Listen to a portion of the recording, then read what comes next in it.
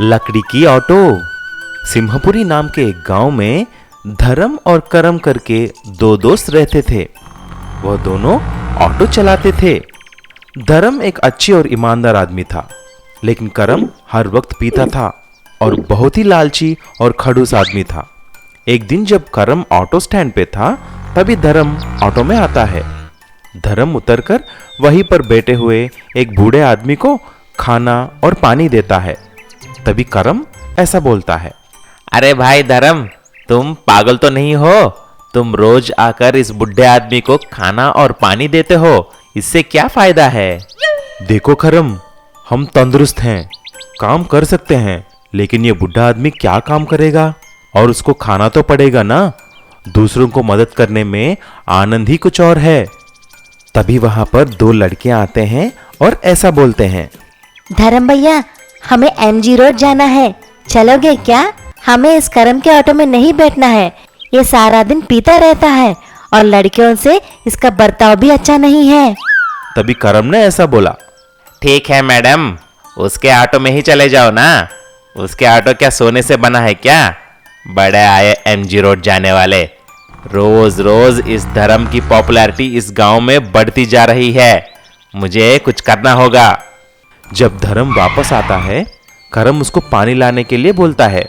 जैसे ही धर्म पानी के लिए जाता है, करम उसके ऑटो पर दारू डालकर मैचिस जलाकर ऑटो जला देता है। धर्म लौट के देखा तो पूरा ऑटो जलकर राख हो जाती है। अरे मेरी ऑटो, मेरा पूरा परिवार इसी ऑटो पर आधारित है, अब मैं कैसे जीऊंगा? तभी ऑटो स्टैंड में बैठे हुए बुढ़ा आदमी ने यह सब देखकर ऐसा बोलता है, बेटा तुम उदास मत हो, मैं बुढ़ा आदमी नहीं हूं बालक, बल्कि एक स्वामी जी हूं। तुम मुझे रोज खाना देकर मुझे बचाया है। ये लो थोड़े लकड़ियां, इसको तुम्हारे जले हुए ऑटो पर रखना और देखना तुम्हारी सारी दुख दूर हो जाएंगे। जैसे ही धर्म ने उन लकड़ियों को लेकर जले हुए ऑटो पर रखा, उसका पूरा ऑटो लकड़ी की ऑटो में बदल जाता है। बेटा, ये ऑटो अभी पानी में भी चल सकता है और इसको कोई भी जला नहीं सकता। इसे चलाकर खुशी से रहना बेटा। धर्म खुशी खुशी से ऑटो चलाने लगा। ऑटो में चढ़ने वाले सभी उसकी तारीफ करते थे। धर्म उसे तालाब में और नदी में भी चलाता था और सबको आनंद करता था। ये बात करम से देखी नहीं गई। उसी दिन रात को करम धर्म के घर जाता है और ऑटो को देखता है। फिर वह पेट्रोल निकालकर उस लकड़ी के ऑटो पर डालता है। जैसे ही उसने माचिस जलाकर डालता है, ऑटो को कुछ नहीं होता, लेकिन करम जलने लगता है। अरे मुझे बचाओ, मैं जल रहा हूँ, कोई मुझे बचाओ।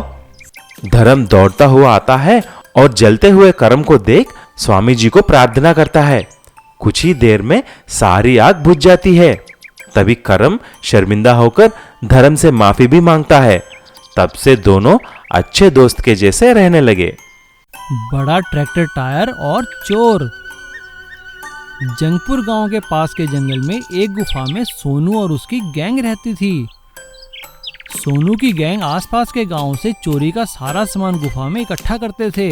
वो आसपास के गांव में जो भी सामान चोरी करते, जैसे सोना, चांदी, बर्तन और बाकी कीमती सामान, उस गुफा में छुपा दिया करते थे। लेकिन चोरी करने के कारण उन्हें हमेशा पुलिस का डर लगा रहता था। लेकिन जंगपुर और आसपास के गांव में चोरियां बढ़ने के कारण पुलिस वहां पे दबिश देने लगी और उन्होंने सोनू गैंग के एक दो चोरों को पकड़ भी लिया था।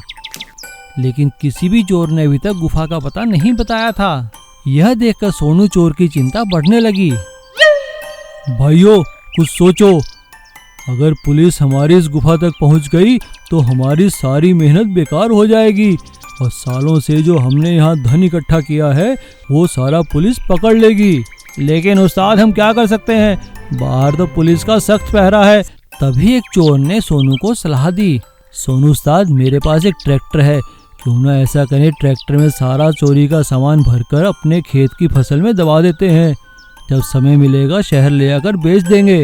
हाँ ठीक है, ऐसा कर सकते हैं, लेकिन गांव की सीमा पर तो पुलिस का पहरा है, गांव में लेकर कैसे जाएंगे, वो तो सभी वाहनों को चेक कर रहे हैं।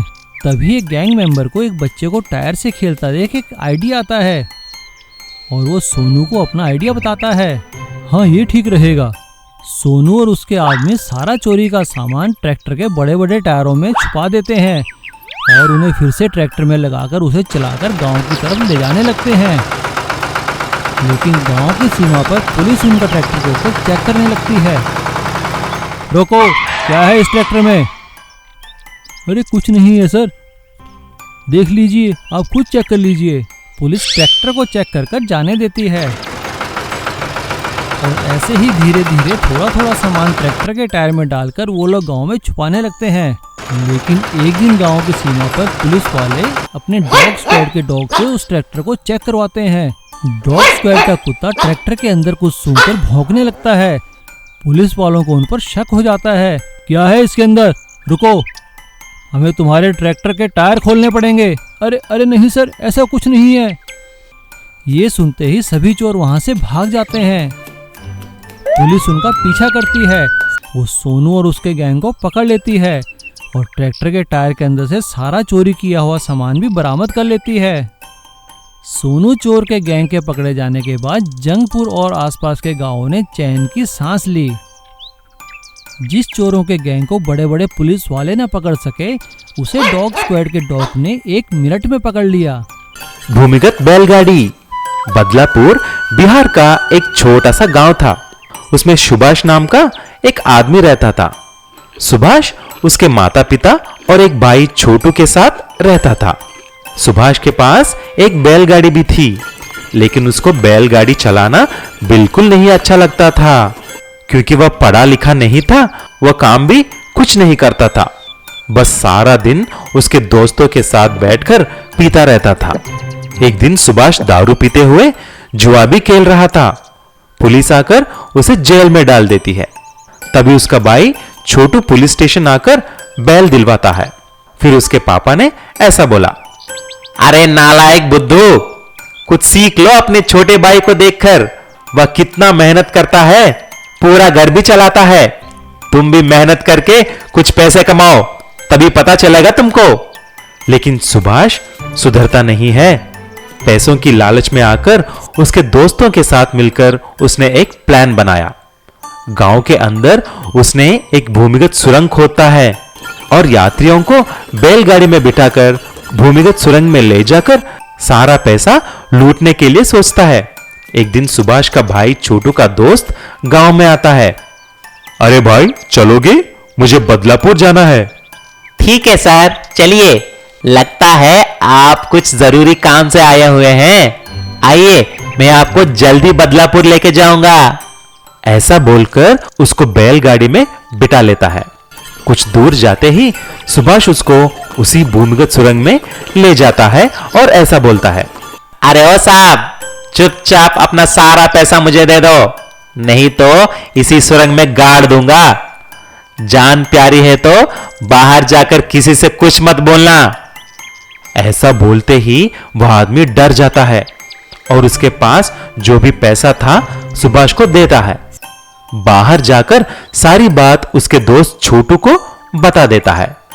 तभी छोटू को अपने भाई पर शक हो जाता है, क्योंकि उस गांव में 2-3 ही बैलगाड़ी वाले थे। फिर एक दिन छोटू अपना वेश बदलकर सुभाष का बैलगाड़ी के यहां आ जाता है। तभी सुभाष उसको बैलगाड़ी पर चढ़ने के लिए बोलता है। आ जाओ साहब, कहां जाना है? मैं तुम्हें सुरक्षित गांव में लेके जाऊंगा। कुछ देर के बाद जब वह सुरंग आता है, सुभाष उसके अंदर बैलगाड़ी को लेकर जाता है। छोटू को धमकाने लगता है, साहब अभी उतरिए, बहुत हो गया। आपके पास जो भी सोना पैसा कुछ भी है हमारे हवाले कर दो, नहीं तो सीधा भगवान के पास पहुंचा दूंगा। तभी छोटू को सारी बात पता चल जाता है। उसका वेश निकालते हुए ऐसा बोलता है, भैया, मैं तुम्हारा भाई छोटू हूं। आज तुम मुझे ही लूटने के लिए देखा है, ये ठीक नहीं है भैया। छोटू को वहां पर देख सुभाष चौंक जाता है और बहुत शर्मिंदा हो जाता है। तब से छोटू को शपथ करता है कि वह अभी से ईमानदारी से जीऊंगा। उसके बाद सुभाष ने अपनी बैलगाड़ी ईमानदारी से चलाकर अपने घर को चलाने में भी हाथ बटा देता है। बहुत समय पहले दुर्गापुर नाम का एक गांव रहता था। उस गांव में शंकर नाम का एक किसान अपने पत्नी दुर्गा और बेटा विनोद के साथ रहता था। शंकर के पास थोड़ा ही जमीन था और वह उसी पे टमाटर का खेत लगाकर खेती करता था। लेकिन कुछ दिन से शंकर का तबीयत कुछ ठीक नहीं था। वो बुरी तरह से बीमार पड़ गया और कुछ भी काम कर नहीं सका। उसका घर चलाना भी बहुत मुश्किल हो गया था। तभी विनोद खेती करना शुरू कर देता है। पिताजी, आप बिल्कुल परेशान मत हो, मैं पूरा काम संभालूंगा, बस आप जल्दी ठीक हो जाइए। लेकिन कुछ दिन के बाद शंकर उसकी बीमारी की वजह से गुजर जाता है और उसका टमाटर का खेत भी खराब हो जाता है। विनोद बहुत उदास हो जाता है और एक मंदिर के यहां जाकर रोने लगता है। तभी वहां पर एक बाबा भीख मांग रहा होता है और वह ऐसा पूछता है, बेटा, तुम इतना उदास क्यों हो? तुम भगवान के पास आए हो तो ऐसा नहीं रहना चाहिए। अरे बाबा, मेरा नसीब ही खराब है। एक तो मेरा पापा गुजर गए हैं और मेरा खेत भी खराब हो गया है। ऐसा बोलते ही उस बाबा ने विनोद को कुछ जादुई जल देता है। बेटा, ये कुछ जादुई जल है, इसको तुम्हारी खेत में डालकर देखो, शायद ये तुम्हें काम आ जाएगा। विनोद बाबा से जादुई जल लेकर वहां से चला जाता है, लेकिन फिर मुड़कर देखा तो बाबा वहां पर नहीं है। तभी विनोद समझ जाता है कि वह बाबा के पास जादुई शक्तियां हैं। विनोद जाकर उस जल को खेत में डालता है और जाकर सो जाता है। ऐसा ही कुछ महीने बीत जाते हैं, लेकिन उसके खेत में कुछ भी नहीं उगता। फिर एक सुबह जब विनोद सो रहा था, उसकी मां चिल्लाती है, अरे विनोद, ये देखो हमारे खेत में क्या हुआ। मां की आवाज सुनकर विनोद बाहर आकर देखता तो वहां पर एक पेड़ है जिसको बहुत सारे सोने के टमाटर थे। अरे विनोद, ये सब कैसे हुआ? ये तो चमत्कार है। अरे ये तो जादू है माँ, उस मायावी बाबा जी का जादू है। मैंने उनका दिया हुआ जल हमारे खेत में डाला है। ये सोने का टमाटर का पेड़ उसी की देन है। ये बात सारी गांव में फैल जाती है। लेकिन उसी रात को दो चोर उन सोने के टमाटर को चोरी करने के लिए आते हैं। जब वह चोर उस पेड़ के नजदीक आकर टमाटर को तोड़ने लगते हैं, तभी वह जादुई पेड़ बोलने लगती है, अरे ओ मूर्ख चोर, चोरी करना महापाप है। रुक, आप दोनों को अभी मैं सबक सिखाता हूं। ऐसा बोलकर उन दोनों चोरों को जादुई शक्ति से उस पेड़ बांध देती है। जब सुबह उठकर विनोद देखता है तो वह चोरों को पेड़ को बंधा हुआ देख चौंक जाता है। फिर चोरों को पुलिस के हवाले कर देते हैं। तब से विनोद सोने की टमाटर बेचकर खुशी खुशी से रहने लगता है।